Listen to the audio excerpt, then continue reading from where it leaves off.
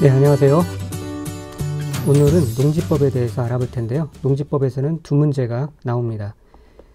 그런데 보통은 이제 한 문제는 굉장히 어렵고 한 문제는 맞출 수 있을 만하게 나옵니다. 엄연히 하나의 법률이기 때문에 제대로 공부하려면은 책 한 권이에요.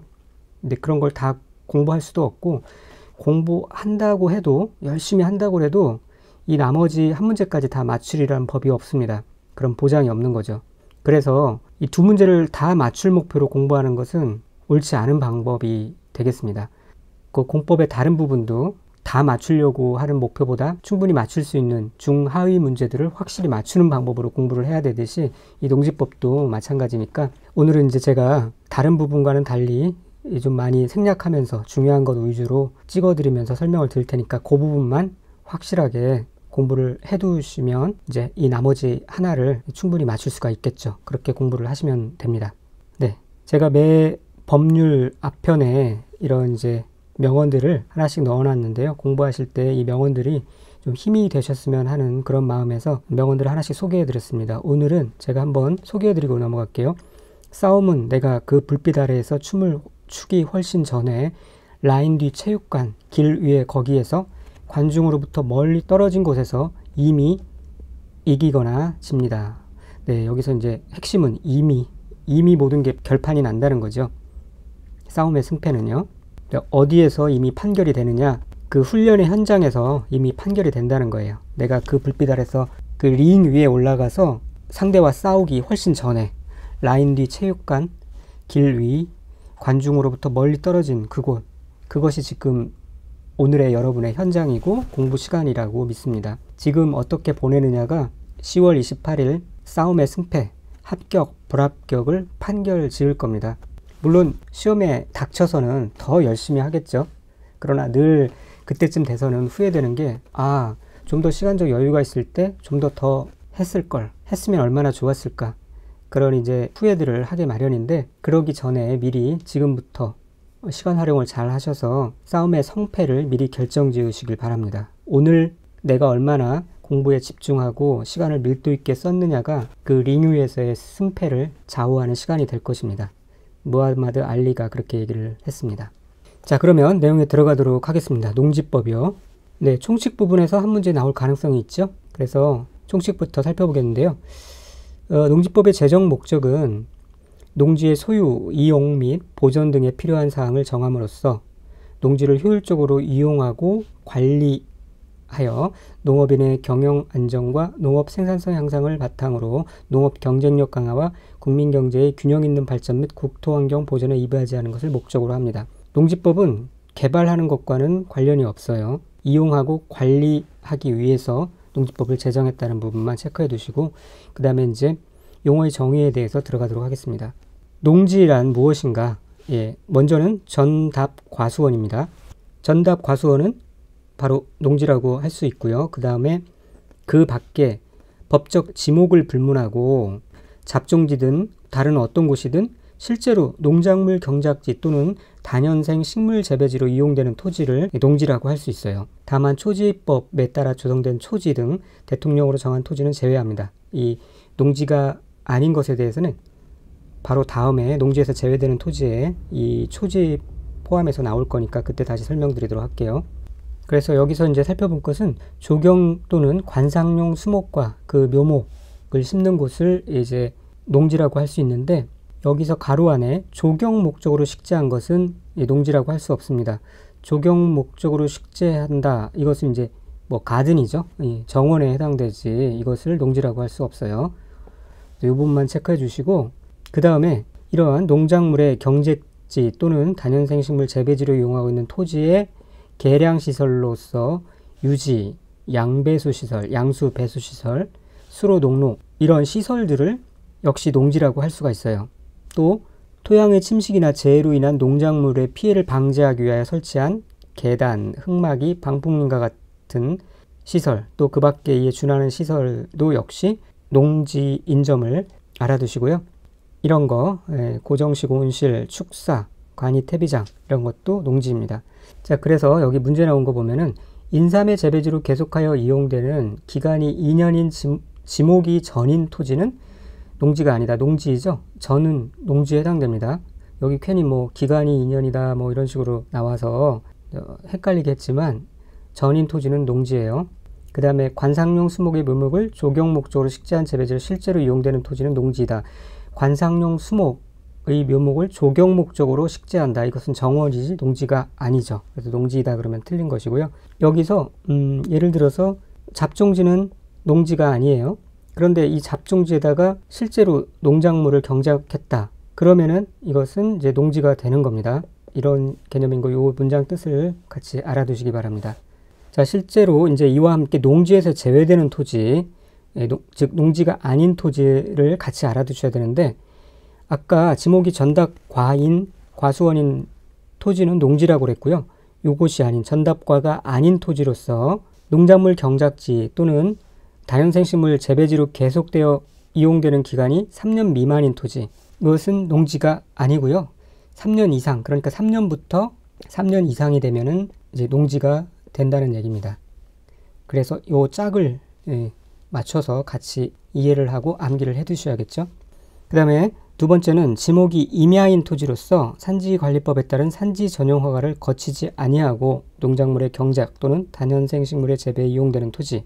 자, 여기서 이제 중요한 문장은 산지 전용 허가를 거치지 아니한 채 경작 또는 다년생의 식물의 재배에 이용되는 토지는 농지가 아니라는 점. 그러면은 산지 전용 허가를 거치게 되면 이제 농지가 되겠죠. 임야는 그래서 반드시 산지 전용 허가를 받아야 그래야 농지가 될 수 있습니다. 그 다음에 초지법에 따라 조성된 초지는 농지가 아니라는 점 또 알아두셔야 되고요. 초지는 초지일관 초지가 아닙니다. 농지가 아닙니다. 자, 그렇게 해서 가나번 알아두셔야 되고, 그 다음에 이제 농업인에 대해서 알아보도록 하겠습니다. 농업인도 시험에 나올 수 있는 부분이죠. 먼저 농업인은 1000제곱미터 이상의 농지에서 농작물 또는 다년생식물을 경작 또는 재배하거나 1년 중 90일 이상 농업에 종사하는 자를 농업인이라고 합니다. 농구죠. 예, 농구합니다. 농구한다고 하지 뭐 농10이 그렇게 안 하죠. 농 90일이라는 거 알아두시고, 그 다음에 농지에 330제곱미터, 즉 100평 이상의 고정식 온실, 버섯 재배사, 비닐하우스, 그 밖에 농림식품부령에 정하는 농업 생산시설에 필요한 시설을 설치해서 뭐 경작 또는 재배하는 자, 330, 100평 이상, 요 숫자도 알아두셔야 되고요.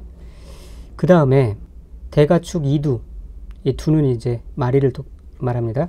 대가축 2두, 중가축 10두, 소가축 100두, 가금 1000수, 꿀벌 10군 이상을 사육하거나 1년 중 120일 이상 축산업에 종사하는 자, 이를 이제 농업인이라고 하는데, 대가축이라는 것은 큰 가축, 말, 소 이런 걸 말하겠고요. 중가축은 돼지, 개, 양, 염소 이런 것들을 말하고요. 소가축은 뭐 토끼 그런 거를 말하고, 가금은 이제 닭, 오리 그런 거를 가금이라고 하죠. 꿀벌 10군은 이제 벌 한 통을 군이라고 얘기합니다. 벌 한 통을, 여왕벌 포함한 한 통을 군이라고 얘기를 합니다. 그래서 이거를 대중소, 가금, 꿀벌 이렇게 순서대로 2, 10, 100, 1000, 10꿀 이렇게 외워두세요. 10, 100, 1000이 아니라 20, 100, 1000, 10꿀, 이렇게 20, 100, 1000, 10꿀을 사육하거나 1년 중에 120일 이상, 그러니까 한 달에 10일이겠죠. 120일 이상을 축산업에 종사하는 자, 이를 농업인이라고 합니다. 혹은 농업 경영을 통한 농산물의 연간 판매액이 120만원, 한 달에 10만원이죠. 120만원 이상인 자를 농업인이라고 합니다. 자, 이 부분 농업인 꼭 잘 암기해 놓고 있어야 됩니다. 그 다음에 농업법인은 영농조합법인과 영농회사법인이 있어요. 농업법인에는. 그리고 농업회사법인은 3분의 1 이상이 농업인인 그런 법인을 말합니다. 농지의 위탁경영, 여기서 이제 키워드는 보수예요. 보수를 지급한다. 이 부분이 이제 대리경작제도와 다른 겁니다. 대리경작제도는 보수를 지급하는 게 아니라 생산물의 수확물의 10분의 1을 이제 그 소유주에게 주는 방식으로 경작하는 것을 말하고요. 뒷부분에 나오니까 그때 가서 다시 설명을 하도록 하겠습니다. 작경한다는 스스로 이제 경작을 한다는 것이고, 작경의 뜻은 농업인이 그 소유 농지에서 농작물 경작 또는 다년생 식물 재배에 상시 종사하거나 농작업의 2분의 1 이상을 자기 노동력으로 경작, 재배하는 것, 그리고 농업법인이 그 소유 농지에서 농작물을 경작하거나 다년생 식물을 재배하는 것 말합니다. 참고로 알아두시고, 이 주말체험 영농, 뒤에도 이제 계속 주말체험 영농에 관한 내용이 나오는데 여기서 이렇게 좀 먼저 정리하고 가도록 하겠습니다. 초기에 교재를 구매하신 분은 이 부분 빠져 있을 거예요. 추가해 주시기 바랍니다. 주말체험 영농이란 농업인이 아닌 개인이 주말 등을 이용하여 취미생활이나 여가활동으로 농작물을 경작하거나 다년생 식물을 재배하는 것을 말하고요. 주말체험 영농을 하려는 자는 농지를 자기의 농업 경영에 이용하거나 이용할 자가 아니어도, 그러니까 농업인이 아니어도 농업진흥지역 외의 지역의 농지를 소유할 수 있어요. 농업진흥지역 안의 농지는 소유할 수 없는 겁니다. 이 부분이 중요합니다. 농업진흥지역 외의 농지를 소유할 수 있다. 이게 이제 개정된 부분이어서 꼭 알아두셔야 되고, 뒤에 나오지만 미리 한번 더 반복할게요. 세대원 전부가 소유하는 총면적으로서 총 1,000제곱 미만의 농지를 소유할 수 있어요. 세대원 전부가 소유하는 총면적이 총 1,000제곱미터 미만이다 라는 사실을 알아두시고, 이렇게 소유하는 농지는 농업 경영에 이용하지 아니하여도 되겠죠. 농업 경영에 이용하지 아니하여도 된다 라는 사실을 알아두시기 바랍니다. 자, 그 다음에 이제 농지의 소유 제한에 대해서 알아두셔야 됩니다. 농지는 원래 자기의 농업 경영에 이용하거나 이용할 자가 아니면 농지를 소유하지 못하게 나라에서 법적으로 제한하고 있습니다.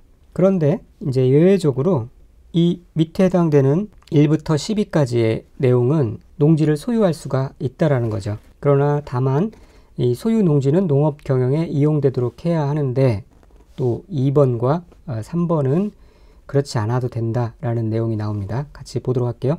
국가나 지방자치단체는 농업 경영을 안 해도 농지를 소유할 수 있겠죠. 국가나 지방자치단체니까요. 그 다음에 이제 학교나 공공단체, 농업연구기관, 농업생산자 단체도 그렇게 각각 기관의 특수한 목적 때문에 농업인이 아니어도 농지를 소유할 수가 있습니다. 그 다음에 주말체험 영농을 하려고 농업진흥지역 외의 지역의 농지를 소유하는 경우 농업인이 아니어도 농지를 소유할 수 있다라고 말씀을 드렸죠. 그래서 요 2번, 3번 학교 공공단체 그리고 주말체험 영농을 하려는 자는 농업 경영에 이용되지 않아도 농지를 소유할 수가 있게 되는 거예요.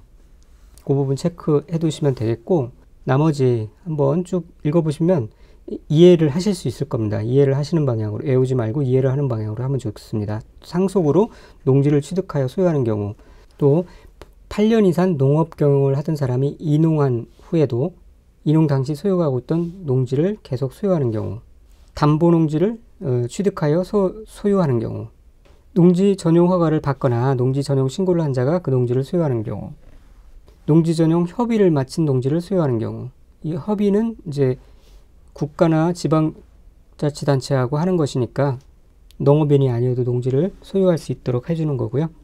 나머지 한번 읽어보시면 되겠습니다. 여기서 이 부분은 오타입니다. 농업진흥지역 외의 농지를 소유하는 경우, 자기의 농업 경영에 이용하지 아니하여도 농지를 소유할 수가 있죠. 그런데 여기서 만약에 시험에 실제로 이렇게 나왔어요. 내의 농지를 소유하는 경우, 이거는 틀렸죠. 그래서 외의 지역의 농지를 소유하는 경우 자기의 농업 경영에 이용하지 아니하여도 농지를 소유할 수가 있습니다. 이 내용이죠. 자, 조금 헷갈릴 수 있으니까 확실하게 주말체험 영농을 하려고 농업진흥지역 외의 지역의 농지를 소유하는 경우에는 실제로 이 취미활동이나 여가활동을 위해서 하는 거기 때문에 농업 경영에 전문적으로 이용되지 않아도 농지를 소유할 수 있게 해주는 겁니다. 외의 또 지역만 소유할 수 있다는 거고요. 농업진흥 지역 내에서는 전문적으로 농업진흥을 위해서 나라에서 이제 규정하고 있기 때문에 주말체험 영농을 하려는 사람이 농업진흥 지역 내의 지역에서는 농지를 소유할 수가 없습니다. 그 다음에 농지의 소유 상한에 대해서도 알고 계셔야 되고요. 요 세 가지 경우, 상속의 경우, 인농의 경우, 그 다음에 주말체험, 영농의 경우 이 세 가지를 알아두시면 됩니다. 상속의 경우는 상속으로 농지를 취득한 사람으로서 농업 경영을 하지 아니하는 사람은 그 상속 농지 중에서 총 1만 제곱미터까지만 소유할 수 있습니다. 당연히 농업 경영에 종사하는 사람은 농지 소유에 제한이 없겠죠. 그래서 1만 제곱미터까지만 소유할 수 있다라는 거 알아두시고, 이농의 경우에는 팔고 이제 뭐 도시로 떠나는 거예요. 농지를 팔고. 이런 경우 8년 이상 농업 경영을 한 후 이농한 사람은 이농 당시 소유 농지 중에서 총 1만 제곱미터까지만 소유할 수가 있습니다. 그래서 이제 이농할 때는, 도시로 떠날 때는 팔고 가죠. 그래서 8년 암기해 두시고, 함께 또 같이 알아둘 게, 이 농지를 이 상속이나 이농의 경우 제한이 있잖아요. 1만 제곱미터까지만 제한할 수 있는데, 만약에 이 농지를 뭐 넘는다 할지라도 1만 제곱미터 이상이 된다 할지라도 한국농어촌공사에게 위탁하여 임대하거나 무상 사용하게 하는 경우에는, 위탁하여 임대하거나 무상 사용하게 하는 그 기간 동안은 소유 상한을 초과하는 농지를 계속 보유할 수 있어요. 이런 1만 제곱미터 소유 제한이 규정되지 않는다는 거죠. 정확하게 이 내용을 알아두시고, 또 하나 이 경우에는 이제 주말체험 영농 같은 경우는 아까도 미리 살펴봤듯이 총 1000제곱미터 미만의 농지만 소유할 수 있어요. 미만이니까 999제곱미터까지 소유할 수 있다는 거죠. 다만 세대원 전부가 소유하는 총 면적으로 요거를 계산합니다. 그렇게 농지의 소유 상한 알아두셔야 되고, 그 다음에 이제 또 농지 취득 자격 증명 제도도 같이 알아두셔야 되는데, 이 농지 취득 자격 증명 제도는 시장, 구청장, 읍장, 면장, 보통은 이제 시구 읍면의 장 이렇게 말하기도 합니다. 에게 농지 취득 자격 증명을 받아야 해요. 여기 특징적인 것이, 읍장, 면장은 공법에서 여기만 유일하게 나오죠. 농지 취득 자격 증명 제도는 이 농업인에게 가장 가까이 있는 읍장, 면장도 발급권자라는 사실을 알아두셔야 되고, 여기에 군수는 들어가지 않습니다. 군수는 들어가지 않는다. 여기까지 알아두셔야 되고, 농업을 하려는 자, 종사하는 자, 그러니까 농업인, 농업법인도 농지 취득 증명을 다 받아야 돼요. 그러니까 발급 대상은 별도로 뭐 특별하게 언급하지 않는 거죠. 중요한 거는 저희가 이제 다시 또 알아야 될 것은 발급 대상 예외입니다. 그러니까 농취증이 필요하지 않은 사람들, 이걸 알고 계셔야 되는데, 요 밑에 이제 9개로 정리해 봤습니다. 이 9개의 사람들은 농지 취득 자격 증명을 발급하지 아니하고 바로 농지를 취득할 수가 있어요. 국가, 지방자치단체가 그렇고요. 상속하는 사람들 포괄승계를 받잖아요. 그렇기 때문에 다시 농취증을 발급받을 필요 없이 그냥 그 농취증을 갖고 있는 상태를 승계를 받아서 소유하게 되는 거예요. 담보농지를 취득하여 소유하는 경우 마찬가지고요. 농지전용 협의, 아까 말씀드렸죠. 이 국가와 뭐 행정청과 이미 협의를 마쳤기 때문에 농지증 발급이 필요 없어요. 토지 수용, 농업법인의 합병, 농업법인은 이미 농지증을 발급받은 겁니다. 그런 법인이 합병을 하는 거기 때문에 별도로 다시 농지증을 받을 필요가 없고요. 공유하고 있는 농지증이 이미 발급된 상태에서 분할하는 거기 때문에 받을 필요가 없고, 시효의 완성, 환매권 이런 것에 따라서 농지를 취득하는 경우도 농지증을 받을 필요가 없어요. 뭐 시효의 완성은 이미 시효의 완성 전에 그 농지에서 농업행위를 하고 있었잖아요.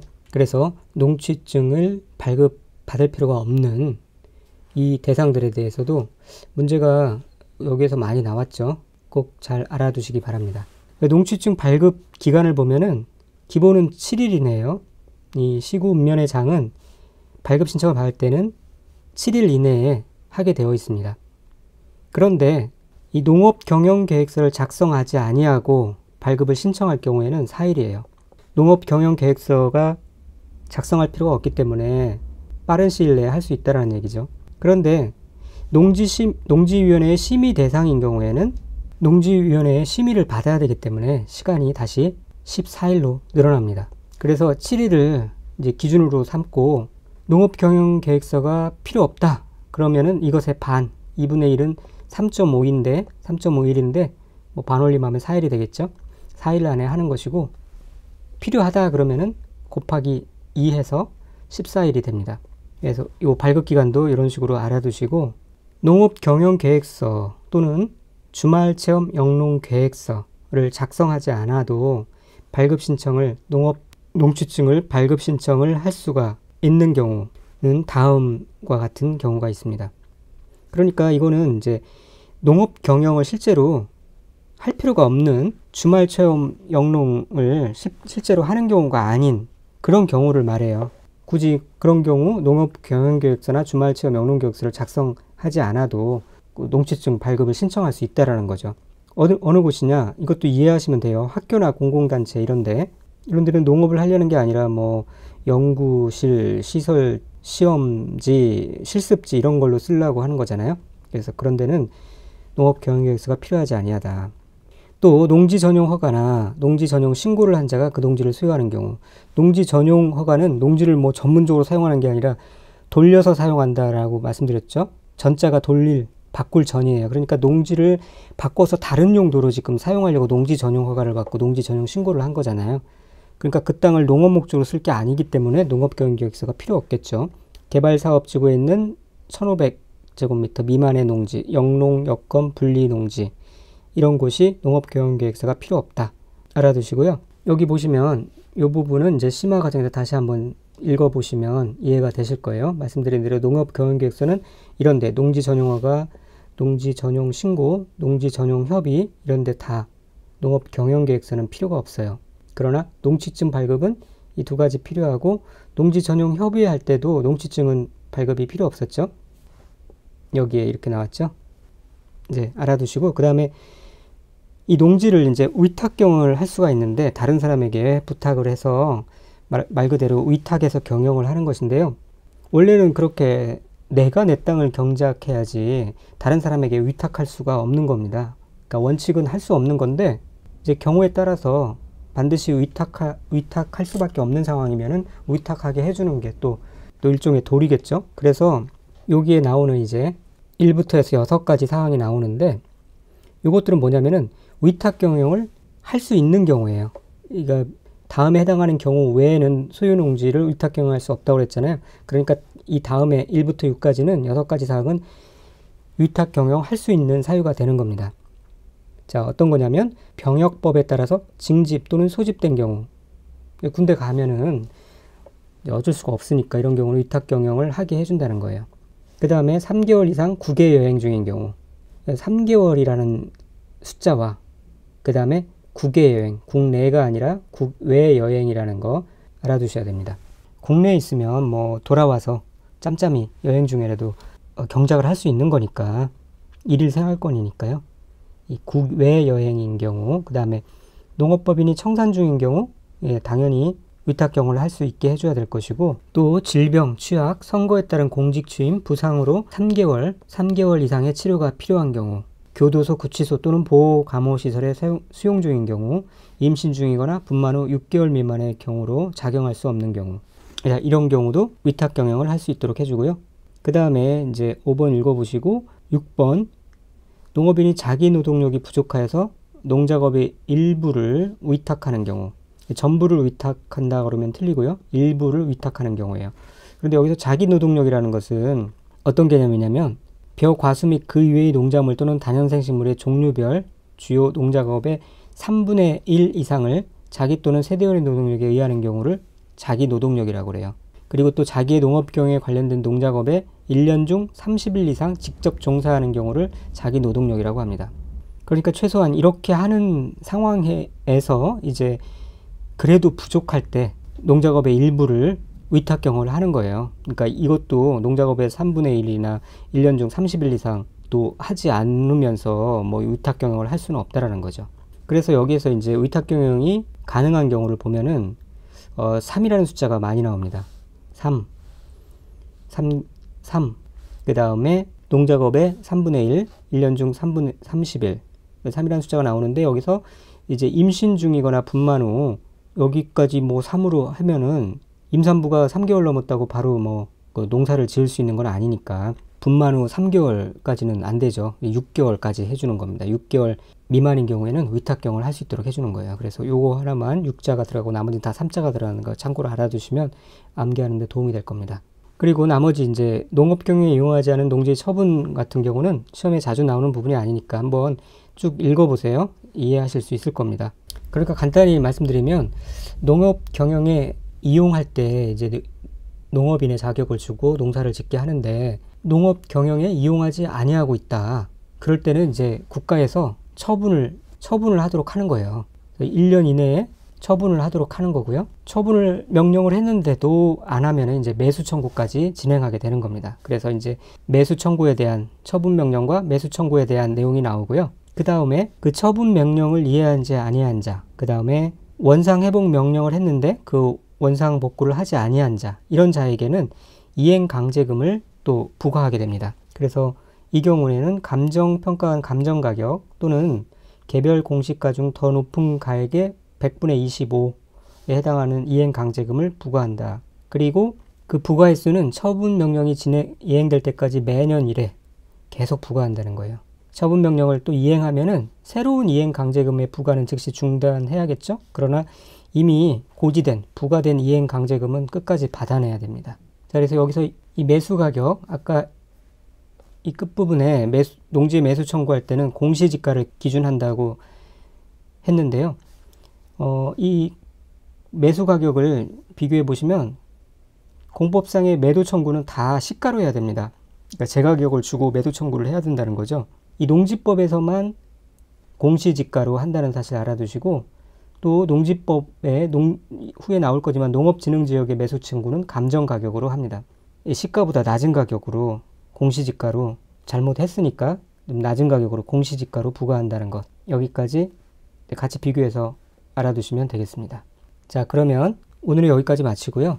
다음 시간에는 농지의 이용부터 해서 농지법을 다 마치도록 하겠습니다. 감사합니다.